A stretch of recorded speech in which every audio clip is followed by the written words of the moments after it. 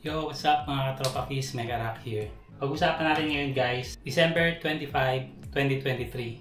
Okay pa rin ba ang PS4 na naka-jailbreak? Bago natin simulan guys, panoorin nyo muna itong video na to and subscribe to my channel guys.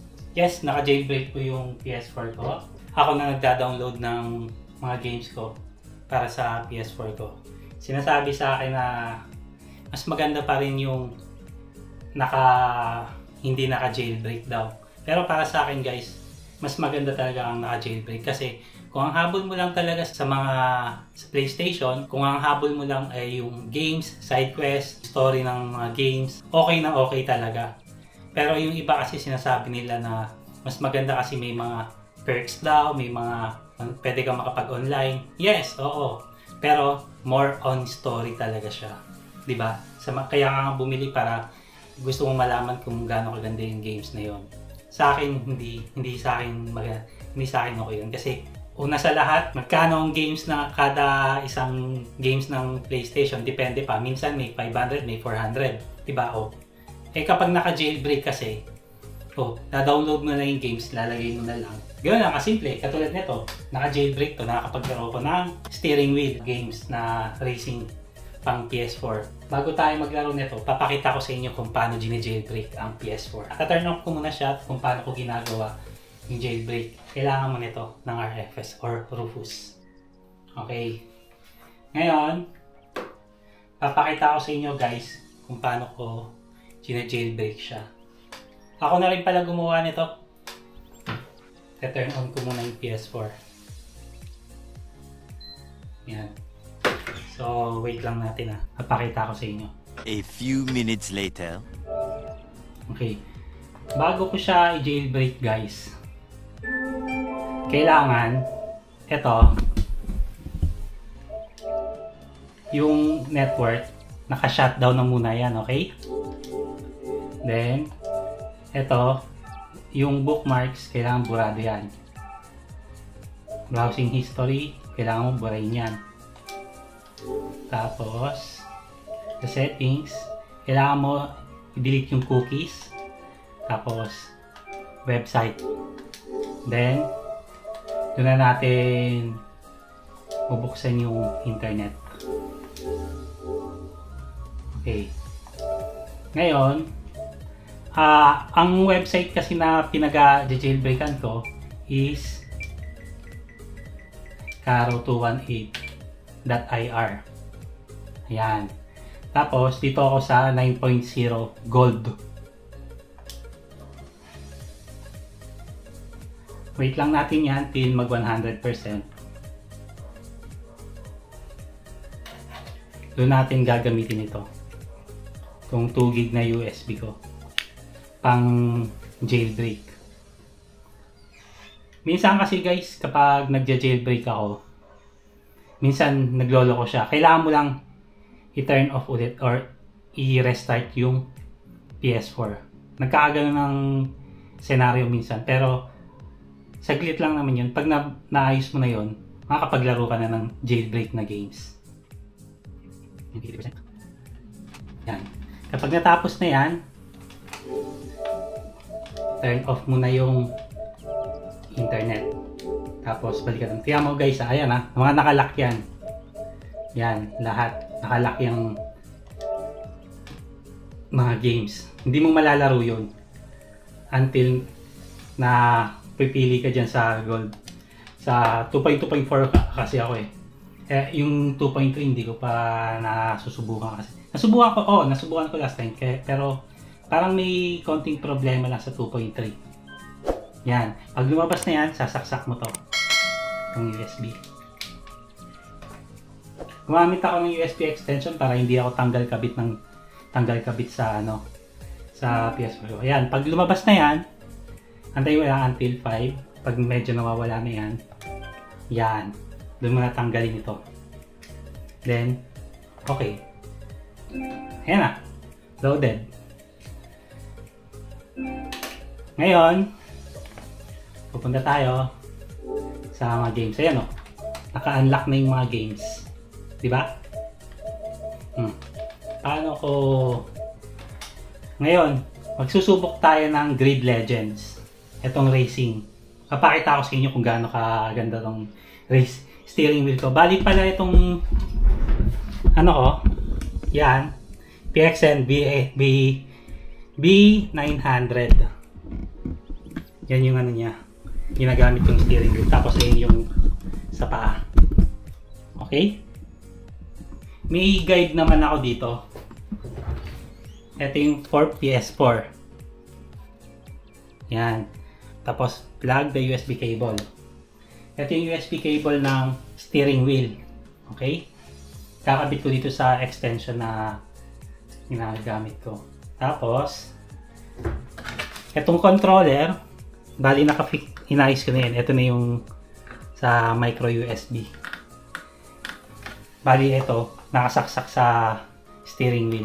Kailangan ikabit mo siya para gumana yung steering wheel mo. Ayan, nagbi-blink siya.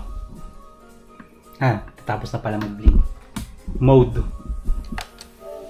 Yan. Ayun, nakita nyo nagbago. Tapos X. Okay na yan. Ngayon, susubukan na natin yung Grid Legends.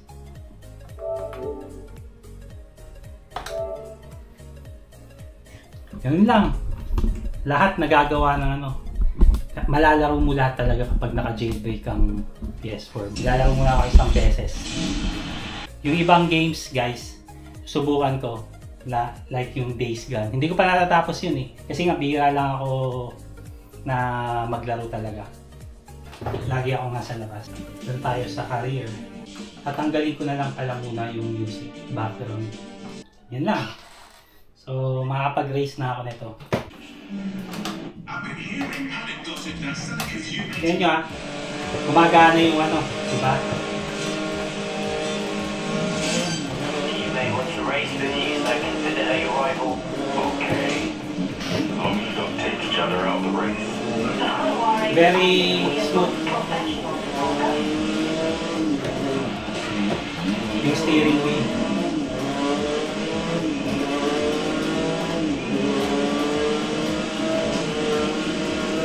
Kaya mong mabukan yung mga yan.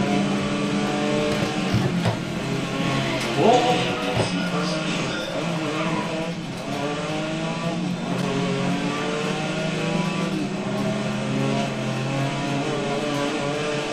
George made a crash.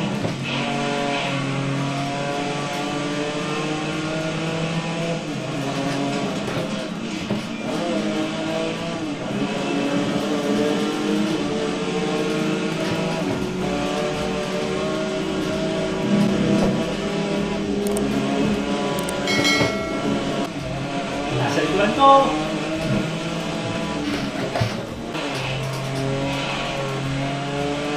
Ayan. First. Diba? Ganda. Ganito ka responsive. Sasabihin ko sa inyo guys, itong mga steering wheel guys, pag kinabit nyo sa PS4, promise, very responsive. Compare kapag kinabit mo sa laptop or PC, hindi siya masyadong responsive. Ang PS4 talaga to. Okay? Next game naman tayo guys sa gaming. Plano ko palang iswap na lang to kung sinong merong Steam Deck at least 256 gig. Kung interested kayo, pwede kong iswap sa inyo ito. Okay? May kasama na ang ganito.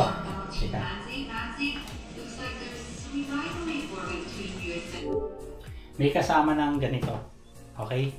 Itong steering wheel, sasama ko na kung interested kayong makipag-swap sa akin.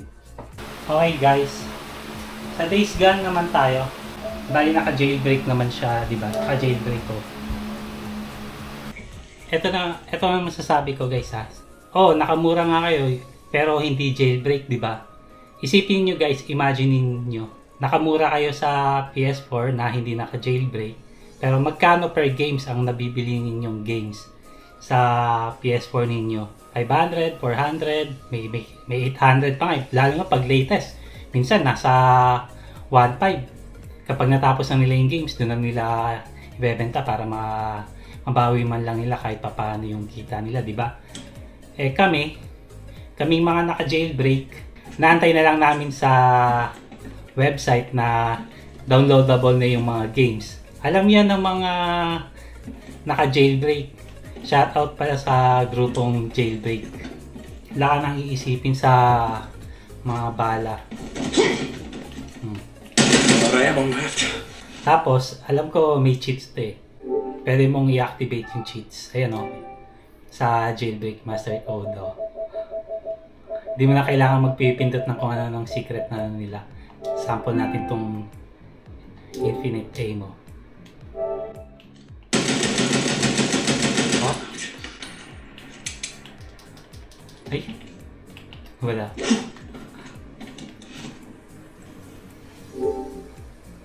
Anyway, ayoko talaga mag-infinite ammo muna. Kasi nagsisimula pa lang ako.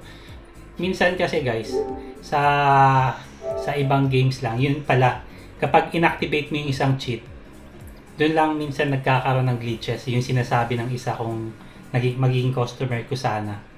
Okay? Kailangan, yung kumpleto mo na yung parang nasa kalagitnaan ka na ng story. Kasi ito kakasimula ko pa lang ng laro na to. Kaka-fix ko lang. Kasi last time, may nabasa ako na hindi gumagana yung DNS gateway. So, na-fix ko yun. Ang ginamit kong DNS gateway, since hindi naman nadidetect dito sa Pilipinas, yung default gateway ang ginamit ko. Kaya hindi na gumagana kasi yun eh. Nagde-deactivate yung internet. Simula nung nagpalit ako ng router. Compare natin sa mga naka-update ang software. May mga perks na sinasabi na may mga freebies daw sila na ganyan. May mga libre sila na, di ba kapag bagong bili mo yung parang may libre sila na themes like ganito. May mga nalalagay dito sa themes mo na libre. Right? Yan. Nagkakaroon ka ng mga ganyan na parang default cost. Na, kunwari, yung Wipeout, yung Spider-Man, yung wallpaper nila, yun lang yung libre mo lang naman. After nun matapos yung games, na? Eto, magbubura ka lang, tapos magda-download ka lang ulit ng panibagong games sa, gamit ang USB. Sa website ng pang-download para sa PS4. After nun, magawa mo lang yun. Malalaro mo na yung games na gusto mo. Diba? Yung sabi nila, medyo mahirap daw na may mga maselan talaga na minsan na, ayun nga, naaartehan kasi nga, minsan nagloloko yung jailbreak. Oo, nagloloko. Pero kailangan mo lang naman ulitin eh. Tapos, once na maulit mo yan, okay na. Makapaglaro ka na. I-restart mo lang naman. Isang beses mo lang gagawin yun, na-restart. Tapos balik na naman sa dati. Makakapaglaro ka na. Kung gusto nyo makabili ng jailbreak na PS4 guys, i-recommend ko sa inyo yung Amazing Star. Dun sa Green Hills po. Meron silang stock. Humabol na kayo. Sa description ko, lalagay ko pala yung link nila.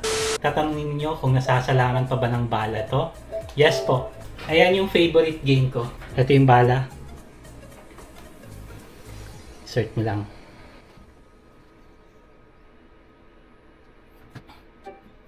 Yan yung favorite games ko. Pwede ka din gumamit nito, nitong steering wheel. Kaya lang, medyo mahirap kasi racing battle to na future racing battle. Yan. Sample lang tayo ng isa. AG Systems. Pa-subscribe naman dyan. Hindi ko na naabot yung ito yung favorite ko.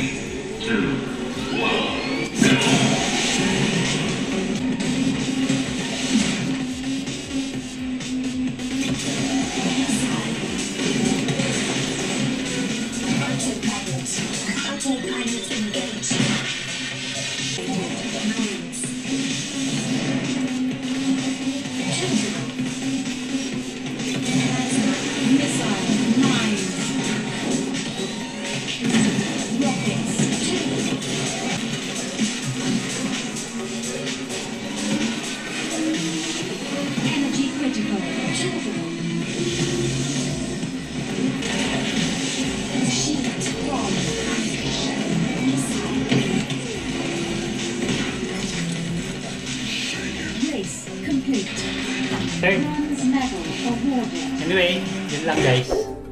So, sa tingin nyo guys, anong mas maganda? Yung hindi naka-jailbreak o naka-jailbreak? You can comment down below naman sa video ko nito. Kung gusto nyo bumili ng naka-jailbreak na PS4, i-recommend ko sa inyo yung sa Amazing Star sa Green Hills po. May contact number ko dito sa may upper left ng screen ko. Kung interested kayo sa PS4 ko na naka-jailbreak na may kasama ng steering wheel at isang controller, pwede ko po itong ipaswap sa Steam Deck at least 256 GB. Okay? So, kung nagustuhan niyo itong video ko, hit like, subscribe na rin po.